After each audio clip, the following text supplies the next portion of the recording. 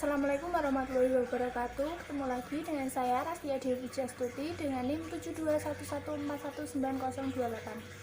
Nah, pada kesempatan kali ini saya akan kembali menjelaskan Sistem Informasi Manajemen bab 10 mengenai implikasi etis dari teknologi informasi. Nah, di bab 10 ini kita akan bahas apa aja sih? Jangan di skip videonya ya. Bagian yang pertama, kita akan membahas mengenai moral, etika, dan hukum. Nah, moral sendiri dapat diartikan sebagai suatu tradisi kepercayaan mengenai perilaku yang dianggap baik dan perilaku yang dianggap salah. Kemudian, moral juga bisa dikatakan sebagai suatu institusi sosial yang memiliki sejarah dan seperangkat aturan. Selanjutnya ada etika. Nah, etika sendiri dapat diartikan sebagai suatu kumpulan kepercayaan, standar maupun teladan yang mampu mengarahkan. Kemudian etika tersebut mampu masuk ke dalam seseorang ataupun masyarakat.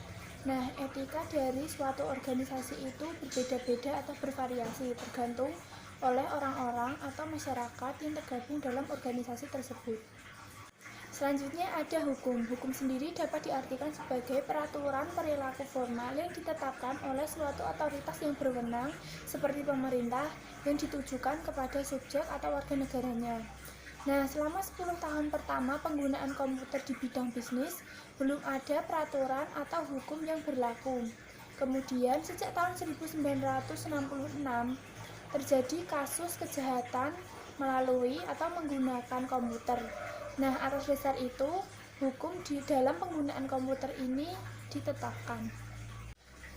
Selanjutnya ada Undang-Undang Komputer di Amerika Serikat.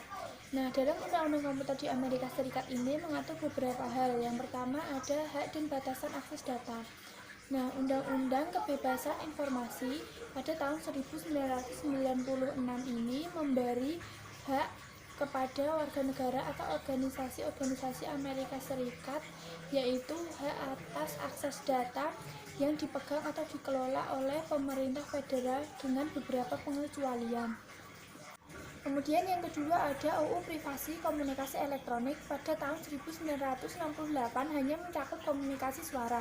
Kemudian UU tersebut ditulis ulang pada tahun 1986 agar bisa mencakup komunikasi video serta surat elektronik. Nah, kemudian yang ketiga ada kejahatan komputer. Nah, dalam kejahatan komputer ini ada dua peraturan yang mengaturnya. Yang pertama ada UU Keamanan Komputer Usaha Kecil dan Pendidikan. Kemudian yang kedua ada UU Perangkat Akses Palsu dan Kejahatan serta Penipuan melalui komputer. Selanjutnya ada paten peranti lunak. Nah, pada bulan Juli 1988, pemerintah banding federal Amerika Serikat memutuskan bahwa proses bisnis harus dipatenkan. Namun, ada dua alasan bahwa peranti lunak tidak dapat dipatenkan. Yang pertama ada algoritma matematika yang tidak dapat dipatenkan. Yang kedua ada metode bisnis yang tidak dapat dipatenkan. Nah, sejak adanya permasalahan tersebut, kemudian muncullah UU Paten Peranti Lunak di Uni Eropa dan UU Privasi Pribadi di Republik Rakyat Cina. Selanjutnya ada kebutuhan akan budaya etika. Nah, hubungan antara CEO dengan perusahaannya merupakan dasar yang sangat penting bagi kebutuhan akan etika. Jika perusahaan dituntut untuk berlaku etis, maka manajemen tingkat tinggi harus juga berlaku etis terhadap apa yang dikatakan dan dilakukannya. Kemudian, manajemen tingkat tinggi memberi contoh untuk berbudaya sesuai dengan etika.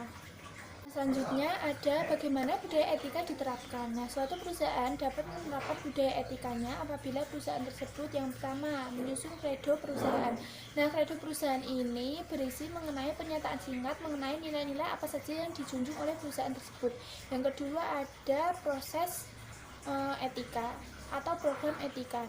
Nah, program etika ini ditujukan kepada para karyawan agar bisa menjalankan kredo perusahaannya. Kemudian yang ketiga ada kode etika yang disesuaikan. Nah, biasanya kode-kode ini disesuaikan atau diatur sendiri oleh masing-masing perusahaan yang akan menjalankannya. Nah, selanjutnya ada alasan dibalik etika komputer. Yang pertama ada alasan pentingnya etika komputer. Nah, alasan penting etika komputer ini ada 3 poin. Yang pertama, kelenturan secara logis.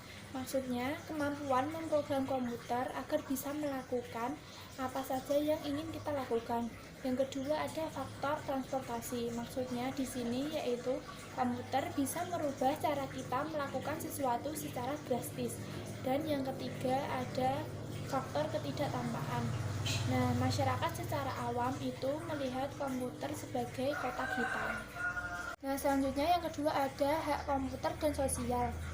Nah, dalam hak komputer dan sosial ini mencakup 4 hak. Yang pertama ada hak privasi, yang kedua ada hak untuk mendapatkan keakuratan, dan yang ketiga ada hak kepemilikan, serta yang keempat hak untuk mendapatkan akses. Selanjutnya ada audit informasi. Nah, dalam audit informasi ini ada 2. Yang pertama ada audit eksternal dan ada audit internal. Nah, audit eksternal ini dilakukan dari luar organisasi yang bertugas untuk memverifikasi catatan akuntansi. Kemudian yang kedua ada audit internal. Nah, audit internal ini tugasnya hampir sama dengan audit eksternal, namun memiliki tanggung jawab yang lebih luas. Selanjutnya ada jenis-jenis audit. Nah, jenis audit yang pertama ada audit finansial. Nah, audit finansial ini bertugas untuk melaksanakan atau memverifikasi catatan-catatan perusahaan. Nah, yang bertugas untuk melakukan audit finansial ini yaitu audit eksternal. Kemudian yang kedua ada audit operasional. Nah, audit operasional ini tidak bertugas atau tidak melaksanakan verifikasi catatan-catatan perusahaan. Namun, audit operasional ini bertugas untuk memvalidasi efektivitas prosedur. Kemudian, jenis audit yang ketiga ada audit keberlanjutan. Nah, audit keberlanjutan ini hampir sama dengan audit operasional. Namun, audit ini dilaksanakan secara terus-menerus. Selanjutnya ada menerapkan kode etik dalam teknologi informasi. Yang pertama ada kode etik dan perilaku profesional.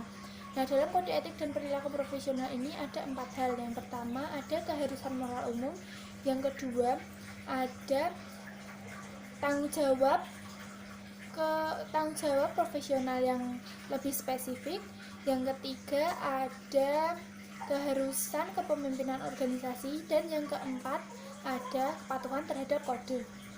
Selanjutnya ada pendidikan etika komputer. Nah, pendidikan etika komputer ini dapat ditempuh melalui 3 cara. Yang pertama melalui mata kuliah di perguruan tinggi, yang kedua melalui program profesional, dan yang ketiga melalui program edukasi swasta.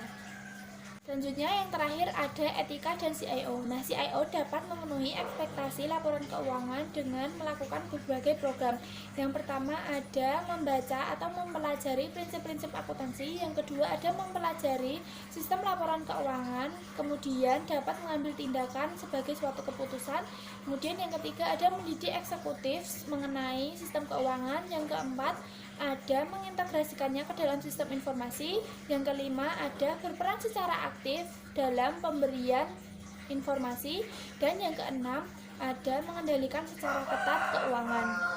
Nah, cukup sekian penjelasan dari saya. Apabila ada salah dan apabila ada kurangnya, saya mohon maaf. Wabillahi taufiq wal hidayah. Wassalamualaikum warahmatullahi wabarakatuh.